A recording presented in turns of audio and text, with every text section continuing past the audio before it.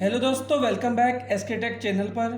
अगर आप एक सिविल इंजीनियर हैं तो ये बेसिक नॉलेज आपको होनी चाहिए और साथ ही साथ ये बेसिक पॉइंट आपके सिविल इंजीनियर इंटरव्यू में भी पूछे जाते हैं।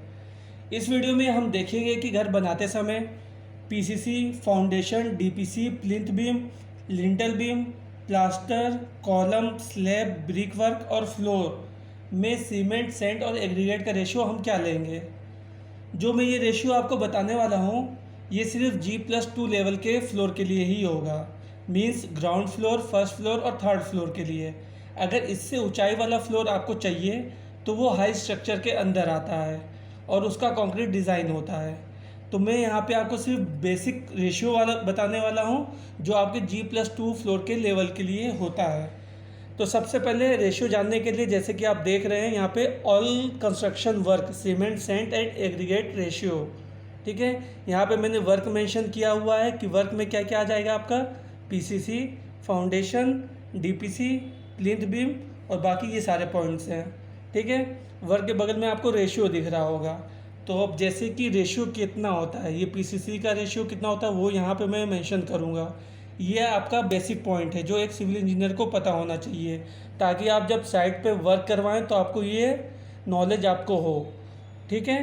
तो चलिए स्टार्ट करते हैं। सबसे पहले हमारा पीसीसी मतलब क्या होता है, इसका प्लेन सीमेंट कंक्रीट। जैसे कि नाम से ही पता चल रहा है प्लेन सीमेंट कंक्रीट, इसमें रिइंफोर्समेंट की ज़रूरत नहीं पड़ती है, इसमें सिर्फ सीमेंट की यूज़ होता है, ठीक है। तो इसका रेशियो कितना होता है, तो इसका रेशियो होता है 1:4:8, ठीक है। अब आप सोच रहे होंगे 1:4:8 ये है क्या आखिर।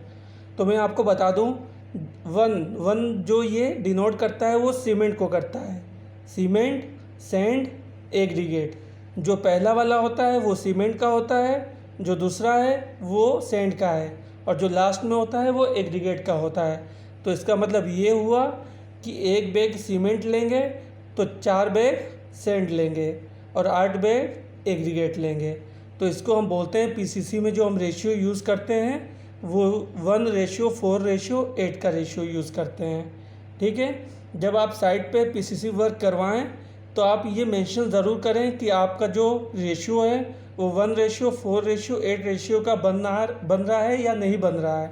अगर नहीं बन रहा है तो वो वर्क उतना काम नहीं करेगा, स्ट्रेंथ नहीं आएगी, इसीलिए आपको इस रेशियो को बनाना पड़ेगा, ठीक है। जैसे कि जब हम साइट पे कोई काम करवाते हैं तो आप देखे होंगे वहाँ पे हम तसला या कोई बॉक्स का यूज़ करते हैं सीमेंट, सेंट और एग्रीगेट को नापने के लिए, ठीक है।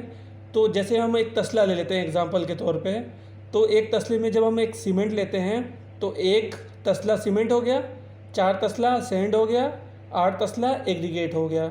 तो ये हमारा हो गया पीसीसी का रेशियो 1:4:8। उसके बाद सेकंड जो है वो फाउंडेशन का है।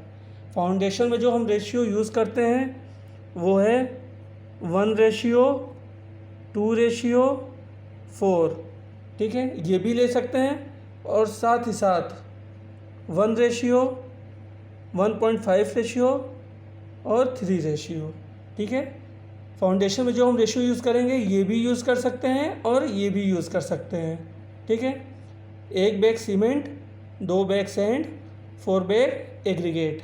वैसे ये है 1 bag cement, 1.5 bag sand, 3 bag aggregate, ठीक है। दूसरा पॉइंट हो जाएगा हमारा डीपीसी, जिसका फुल फॉर्म होता है डैम प्रूफ कोर्स, ठीक है। इसका रेशियो कितना होता है, इसका रेशियो होता है 1:2:4, ठीक। सेम ये भी उसी तरह होगा, 1 bag cement, 2 bag sand, 4 bag aggregate, ठीक। फोर्थ पॉइंट है हमारा प्लिंथ बीम का। प्लिंथ बीम का जो रेशियो होता है 1:2:4 से लेकर के 1:1.5 रेशियो 3 रेशियो, ठीक। सेम ये भी उसी तरह होगा, 1 bag cement, 2 bag sand, 4 bag aggregate, 1 bag cement, 1.5 bag sand और 3 बैग एग्रीगेट, ठीक। फिर पांचवा जो पॉइंट है हमारा वो लिंटल बीम का है। लिंटल बीम का जो रेशियो है वो हो जाएगा 1:2:4 2:4। ठीक, आई होप आप लोग को समझ में आ रहा होगा कि जो पहला मेंशन है वो सीमेंट का है, दूसरा सैंड का है और तीसरा एग्रीगेट का है। प्लास्टर, 6 पॉइंट जो है वो है प्लास्टर। प्लास्टर में मोटार यूज़ करते हैं हम, इसमें हमें एग्रीगेट की ज़रूरत पड़ती नहीं है, इसीलिए इसमें हम बस क्या लेते हैं, सीमेंट और सैंड लेते हैं। तो इस प्लास्टर में जो सीमेंट और सैंड का जो रेशियो होता है वो होता है 1:4 और 1:5। आप चाहें तो 1:4 का भी यूज़ कर सकते हैं और 1:5 का भी यूज़ कर सकते हैं। अब आप सोच रहे होंगे यहाँ पे मैंने 1:2:4 लिखा था, लेकिन यहाँ पे 1:4, तो ये प्लास्टर वर्क के लिए है। प्लास्टर वर्क में एग्रीगेट की ज़रूरत नहीं पड़ती है, सिर्फ सीमेंट और सैंड की ज़रूरत पड़ती है। तो 1 बैग सीमेंट और 4 बैग सैंड हो जाएगा। ठीक, वैसे ही 1 बैग सीमेंट और 5 बैग सैंड हो जाएगा। ठीक, ये बेसिक नॉलेज है। आप अगर आप अपना घर भी बना रहे हैं तो आपको ये रेशियो पता होना चाहिए, क्योंकि मिस्त्री कुछ भी मटेरियल मिला से देते हैं बिना रेशियो के, फिर बाद में दिक्कत होती है। चलिए नेक्स्ट पॉइंट है 7, कॉलम। कॉलम का जो रेशियो है वो है 1:2:4 से लेकर के 1:1.5 रेशियो और 3 रेशियो।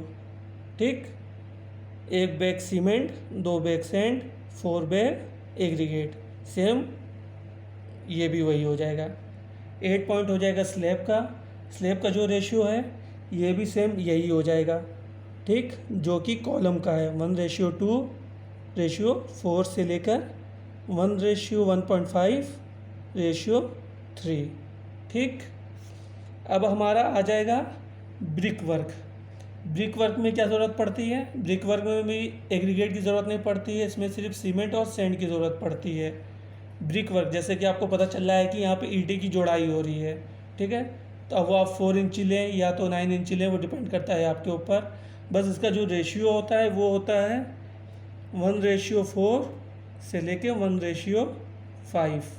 ठीक है, 1 बैग सीमेंट 4 बैग सैंड या 1 बैग सीमेंट 5 बैग सैंड, इन दोनों में से कोई भी रेशियो आप ले सकते हैं।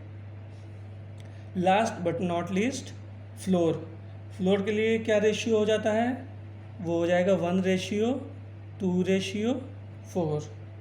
1 bag cement, 2 bag sand, 4 bag aggregate. ठीक है, आई होप आप लोग को ये रेशियो समझ में आया होगा। अगर वीडियो अच्छी लगी हो तो लाइक सब्सक्राइब ज़रूर करें।